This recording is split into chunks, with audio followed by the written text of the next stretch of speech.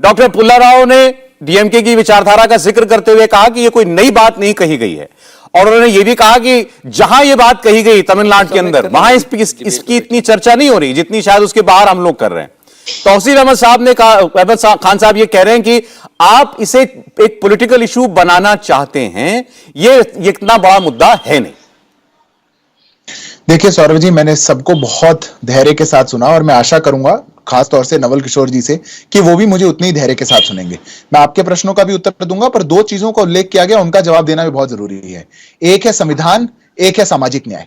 संविधान की अगर मैं चर्चा करूं तो मैं दो चीज आज जरूर दिखाना चाहूंगा आपके दर्शकों को।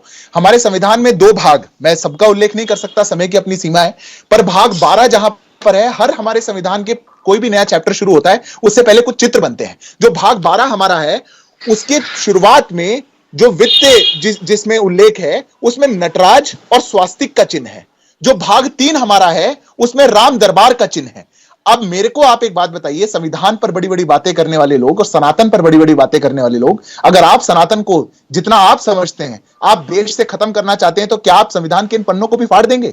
आपने ना संविधान कभी समझा ना सनातन कभी समझा, पर आप निकल कर आए उस पर कमेंट करने। अब मैं आपको और जवाब देता हूं। आपका जवाब है, आपने अभी प्रश्न उठाए सामाजिक न्याय को लेकर के।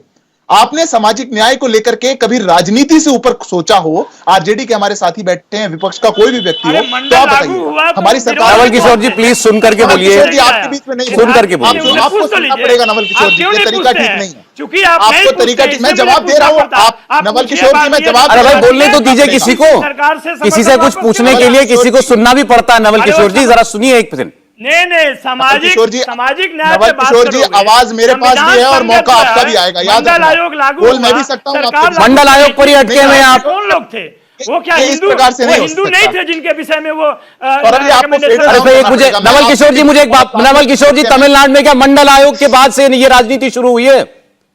आप मुझसे ज्यादा पढ़े लिखे हैं, प्रोफेसर है, मुझे बताइए। नहीं, वहां पे तो बहुत वहां पे जवाब देता हूं।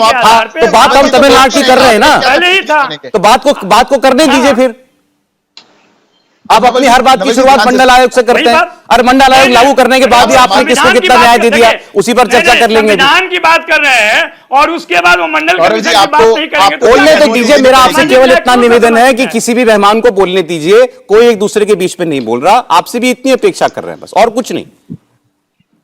नवल जी, विनम्र आग्रह है, आवाज मेरे पास भी है, बोलने का मौका आपका भी आएगा, तो आप मौका दीजिए, नहीं तो यही चलता रहेगा तो डिबेट नहीं हो पाएगी। मैं बहुत आपके प्रश्नों का जवाब दे रहा हूं। सामाजिक न्याय की आपने बात करी, हमारी सरकार के अंदर सबसे ज्यादा मंत्री आज तक SC ST OBC हैं। आपने जब सरकारें बनाई थी तब क्यों नहीं बनाए?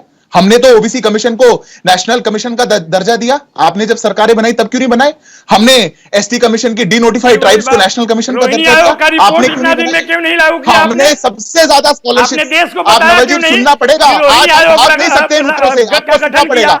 हमने सबसे ज्यादा स्कॉलरशिप क्यों नहीं बताया आपने जब सरकारें बनाई क्यों नहीं करा रहे हैं? मुद्रा में स्टैंड अप 25,000 पे बात करते हैं, लोन दिया आपने, सामाजिक न्याय पे बात करते हैं, जातीय जनगणना क्यों नहीं हो रही है बताइए, पता चल जाएगा क्या? नवल किशोर जी नहीं मान रहे आप, सिर्फ आपसे बार बार निवेदन कर रहा हूं मैं, एक बार जरा अपनी बात कंप्लीट करिए सिद्धार्थ, बात अपनी कंप्लीट करिए सिद्धार्थ यादव जी।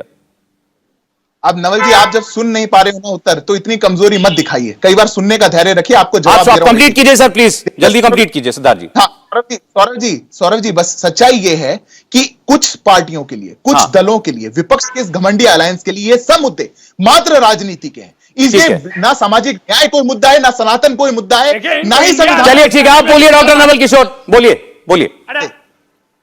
मैं तो बोल रहा हूं कि इनको इंडिया अलायंस बोलने में भी शर्म आती है। हम तो आपको एनडीओ बोलते हैं, जबकि पूरा देश जानता है कि ये नेशनल डिस्ट्रक्शन अलायंस है, सिर्फ भारत को बर्बाद करने का ठेका लिया है। मैं तो सिर्फ 2 सवाल आपसे पूछ रहा था। मंडल आयोग जब लागू हुआ तो भारतीय जनता पार्टी सरकार क्यों गिराई? अगर वो पिछड़ों की चिंतक है तो। दूसरी बात, आज वह जातीय जनगणना कराने के लिए दोहरी राजनीति क्यों कर रही है? बिहार में होना चाहिए और देश में नहीं होना चाहिए। ये यूथ फॉर इक्वालिटी किसका चला है? कहां से आया है? किस पाठशाला से आया है जो सुप्रीम कोर्ट तक पीछा नहीं छोड़ रहा है?